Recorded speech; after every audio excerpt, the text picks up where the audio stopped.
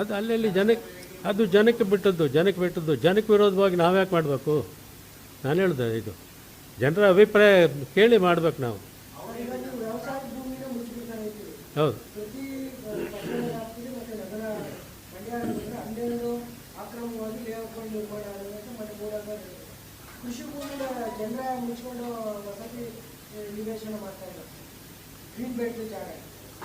ಅದಕ್ಕೆ ಪರ್ಮಿಷನ್ ಕೊಡುವಂಥವ್ರು ಯಾರು? ಅವ್ರು ನೋಡ್ಬೇಕು. ಹೌದು, ಮಾಡಿದ ಅವ್ರ ಮೇಲೆ ಆ್ಯಕ್ಷನ್ ತೊಗೋಬೇಕು. ಇವಾಗ ನಮ್ಮ ಮದ್ದೂರು ಸುತ್ತಮುತ್ತಲೂ ನಡೀತಾ ಇದೆ. ಹೌದು, ಅದರಲ್ಲಿ ಅದೇನೇ ಮಾಡ್ತಾ ಇದ್ದಾರೆ. ಅದಾಗೋದು ಬೇಡ ಅಂತ. ಹೌದು, ಇವಾಗ ಸಕ್ರಮವಾಗಿ ಮಾಡಿರುವಂಥದ್ರಲ್ಲೂ ಕೂಡ CA ಸೈಟ್ಗಳನ್ನ ಇಲ್ಲಿವರೆಗೂ ಕೂಡ ಅವರ ವಶಕ್ಕೆ ತಗೊಂಡಿಲ್ಲ. ಪುರಸಭೆ ಇರ್ಬೋದು, ಪಂಚಾಯತಿ ಇರ್ಬೋದು, ಇಲ್ಲಿ ಮಾಡಿರುವಂಥವ್ರನ್ನೂ ಕೂಡ ಪೇಪರ್ನಲ್ಲಿದೆ ಅಷ್ಟೇ. ಯಾರೂ ಕೂಡ ಗ್ರಾಮ ಪಂಚಾಯತಿ ವಶಕ್ಕಾಗಲಿ, ಪಟ್ಟಣ ಪಂಚಾಯತಿ ವಶಕ್ಕಾಗಲಿ ಅಥವಾ ಪುರಸಭೆ ವಶಕ್ಕಾಗಲಿ ಇಲ್ಲಿವರೆಗೂ ತಗೊಂಡಂಥ ಉದಾಹರಣೆ ಇಲ್ಲ. ಅದೇನು ಮಾಡ್ಕೊಂಡಿದ್ದಾರೆ ಅನ್ನೋದು ಇದು ಮಾಡಿಲ್ಲ. ಇವೆಲ್ಲ ಅಕ್ರಮಗಳಿಗೆ ದಾರಿ ಮಾಡುವಂಥದ್ದು. ಗ್ರಾಮದಲ್ಲಿ ನೂರಾರು ವರ್ಷಗಳಿಂದ ವಾಸ ಮಾಡುವವನಿಗೆ ಒಂದು ನಿವೇಶನ ಇಲ್ಲ ಅಂದರೆ ನಿವೇಶನ ಕೊಡೋ ಯೋಗ್ಯತೆ ಇಲ್ಲದೆ ಹೋದರೆ ಸರ್ಕಾರಕ್ಕೆ, ಇಲ್ಲಿ ಅಕ್ರಮವಾಗಿ ಮಾಡ್ಕೊಂಡೋಗಿ ದಂಧೆ ಮಾಡ್ಕೊಂಡೋಗಿ ಅಂತ ಬಿಟ್ಟರೆ ಅದಕ್ಕೆ ಯಾರು ಕಾರಣ? ಯಾವುದೇ ಸರ್ಕಾರ ಇರ್ಬೋದು, ಅದು ಸರ್ಕಾರ ಕಾರಣ. ಆ ಸರ್ಕಾರದಲ್ಲಿ ಆಡಳಿತ ಮಾಡುವಂಥ ರಾಜಕಾರಣಿಗಳು ಕಾರಣ.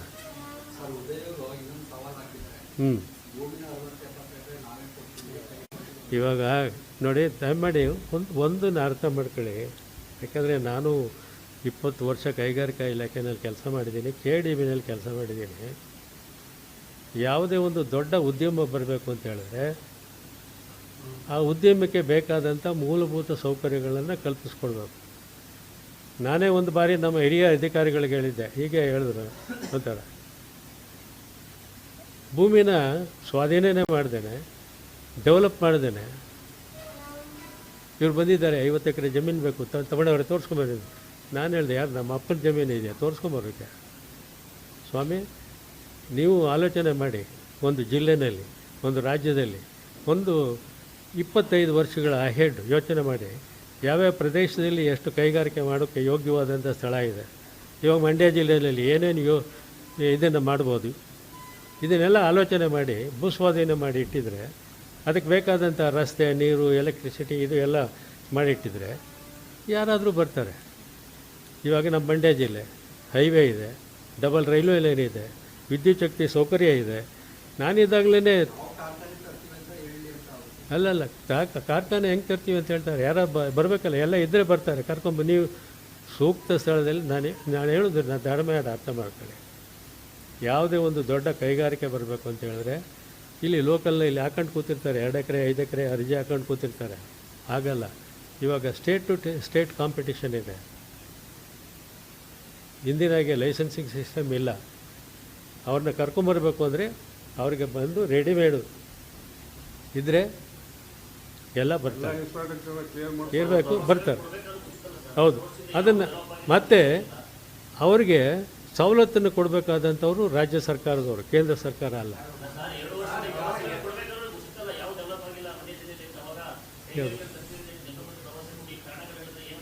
ಯಾರು ಭರವಸೆ ಕೊಟ್ಟಿದ್ದಾರೆ? ಕುಮಾರಸ್ವಾಮಿ ಅಲ್ಲ, ಜಾಗ ಕೊಟ್ಟರೆ ಮಾಡ್ತೀನಿ ಅಂತ ಹೇಳಿದ್ದಾರೆ. ಇವಾಗಲೂ ಭದ್ರಾಗಿದ್ದಾರೆ ಜಾಗ. ಇವಾಗ ಕೇಳಿ ಸ್ವಾಮಿ, ನೀವೆಲ್ಲ ತೊಗೊಂಡೋಗಿ ಬಸರಳ್ಳ ಹತ್ರ ಕೊಡ್ತೀವಿ, ಇದರಲ್ಲಿ ಕೊಟ್ಬಿಡ್ತೀನಿ ಅಂತ ಆದರೆ ಬರ್ತಾರಾ?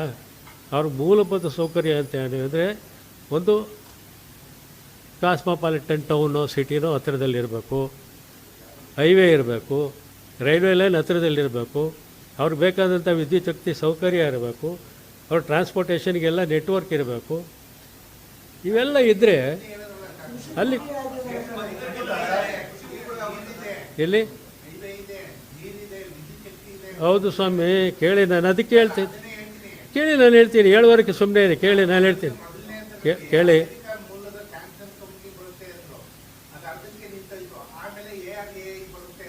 ಯಾರು ಹೇಳಿದವರು? ಹಾಂ, ಅಯ್ಯೋರಮ್ಮ, ಕಂಪ್ನಿಗಳು ತಯಾರಾಗಿದ್ದಾವೆ, ಅವ್ರಿಗೆ ಸೂಕ್ತವಾದಂಥ ಜಾಗ ಬೇಕಲ್ಲ, ಯಾರು ಕೊಡೋರು ಯಾರು?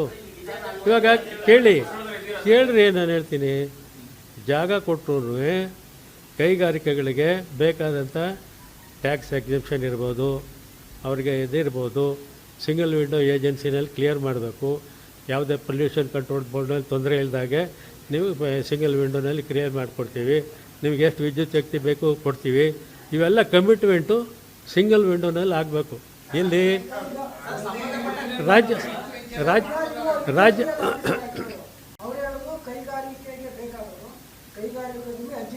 ಬರೀ ಭೂಮಿ ಕೊಟ್ಟರೆ ಕೈಗಾರಿಕೆ ಬರೋದಿಲ್ಲ. ದೊಡ್ಡ ದೊಡ್ಡ ಕೈಗಾರಿಕೆಗಳು ಜಿಲ್ಲಾ ಉಸ್ತುವಾರಿ ಮಂತ್ರಿಯಾಗಿ ಡಿಸಿ ಆಗಿ ಹೇಳೋದು ಅನೇಕ ಬಾರಿ ಪತ್ರಕರ್ತರು ನೀವು ಹೇಳಿದ್ದಾರೆ, ನಮಗೆ ಕೈಗಾರಿಕೋದ್ಯಮಿ ಯಾರು ನಮ್ಗೆಲ್ಲ ಅರ್ಜಿ ಹಾಕ್ತಾರೆ ಸರ್ಕಾರಕ್ಕೆ ಅಥವಾ ಜಿಲ್ಲಾಡಳಿತ ಹೌದು ಕೇಳಿದ್ದೀವಿ, ಅವ್ರಾದ್ರೂ ನಾವು ಕೊಡ್ತೀವಿ, ಕೊಡೋದು ರೆಡಿ ಇದ್ದೀವಿ, ನಮ್ಮ ಮೇಲೆ ಸುಮ್ಮನೆ ಇದು ಮಾಡ್ತೀವಿ, ನೀವು ನಮ್ಮನ್ನು ಕೇಳ್ತೀವಿ, ಅವ್ರ ಕೈಗಾರಿಕೆಗೆ ಅರ್ಜಿ ಹಾಕಿಸ್ತೀವಿ ಅಂತ ಅಂತಾರೆ. ಅದ್ರ ಬಗ್ಗೆ ಏನು ಹೇಳ್ತೀವಿ ಸರ್? ಇದು ಇಂಡಸ್ಟ್ರಿಯಲ್ ಆಫೀಸರ್ ಮಂಡ್ಯ ಜಿಲ್ಲೆಯಲ್ಲಿ ಯಾವ ಕೈಗಾರಿಕಾ ಅಭಿವೃದ್ಧಿ ಪ್ರದೇಶಕ್ಕೆ ಅರ್ಜಿ ಹಾಕಿಸ್ತೀರಿ? ಇವಾಗ ಕೇಳ್ರಿ, ನಾನು ಇದಕ್ಕೆ ಒಂದು ಹೇಳ್ತೀನಿ ಕೇಳಿ. ನಮ್ಮ ಅಧಿಕಾರಿ ಒಬ್ಬರು ನನಗೆ ಒಂದು ದಿವಸ ಪ್ರಶ್ನೆ ಮಾಡಿದ್ರು, 1,000 ಎಕರೆ ಎಕ್ವೈರ್ ಮಾಡಿದ್ರೆ ಯಾಕ್ರಿ ಒಂದೇ ಸಾರಿ 1,000 ಎಕರೆ ಡೆವಲಪ್ ಮಾಡಬೇಕು, 100 ಎಕರೆ ಮಾಡ್ಕೊಂಡು ಹೋಗಿ ಬೇಕಾದಾಗ ಯಾಕೆ ಮಾಡೋಕ್ಕಾಗೋದಿಲ್ಲ? ಅದು ಖಂಡಿತ ಆಗುತ್ತೆ ಸ್ವಾಮಿ ಅಂತ ಹೇಳಿದೆ.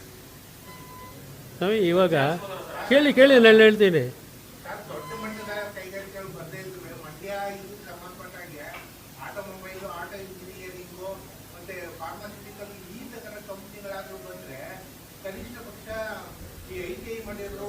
ಅದನ್ನು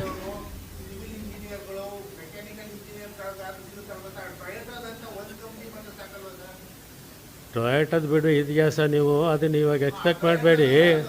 ಕೇಳ್ರಿ, ಇವಾಗ ಕೇಳಪ್ಪ, ಇಲ್ಲಿ ಟೊಯೋಟ 100 ಸಾವಿರಾರು ಜನಕ್ಕೆ ಕೆಲಸ ಅಲ್ಲ. ಇವತ್ತು ಇಡೀ ಭಾರತದಲ್ಲಿ 30 ಲಕ್ಷ ಜನ ಟೊಯೋಟದಲ್ಲಿ ಕೆಲಸ ಮಾಡ್ತಾಯಿದ್ದಾರೆ, ಡೈರೆಕ್ಟ್ ಆ್ಯಂಡ್ ಇಂಡೈರೆಕ್ಟು. ಅದು ತರಬೇಕಾದ್ರು ರಾಜ್ಯ ಸರ್ಕಾರದಲ್ಲಿ. ಯಾಕ್ರಿ ವಿದೇಶಕ್ಕೆ ಹೋಗಿ ಪ್ರಚಾರ ಮಾಡ್ಕೊಂಬರ್ಬೇಕು? ಇದು ಭಾರಿ ಕೈಗಾರಿಕಾ ಸಚಿವರು ಅವ್ರ ಹತ್ರ ತರ್ತಾರ್ರಿ. ರಾಜ್ಯ ಸರ್ಕಾರ ತರಬೇಕ್ರಿ. ಕೇಂದ್ರ ಸರ್ಕಾರದಿಂದ ಏನಾದರೂ ಬೇಕಾದರೆ ಸವಲತ್ತು ಬೇಕಾದರೆ ಕೇಳಲಿ, ಮಾಡ್ತೀವಿ. ಇಲ್ಲ ನೀವು ದಯಮಾಡಿ ಅರ್ಥ ಮಾಡ್ಕೊಳ್ಳಿ, ಇದು ರಾಜ್ಯ ಸರ್ಕಾರದ ಪ್ರಪ್ರಥಮ ಕರ್ತವ್ಯ. ಯಾವುದೇ ಭಾರಿ ಕೈಗಾರಿಕೆ ಬರಬೇಕು ಅಂತ ಹೇಳಿದ್ರೆ ಅವರು ರಾಜ್ಯ ಸರ್ಕಾರಕ್ಕೆ ಅರ್ಜಿ ಹಾಕಬೇಕು, ಅವರು ಎಲ್ಲ ಪರಿಶೀಲನೆ ಮಾಡಬೇಕು, ಅನಂತರ ಇದು ಮಾಡಬೇಕು.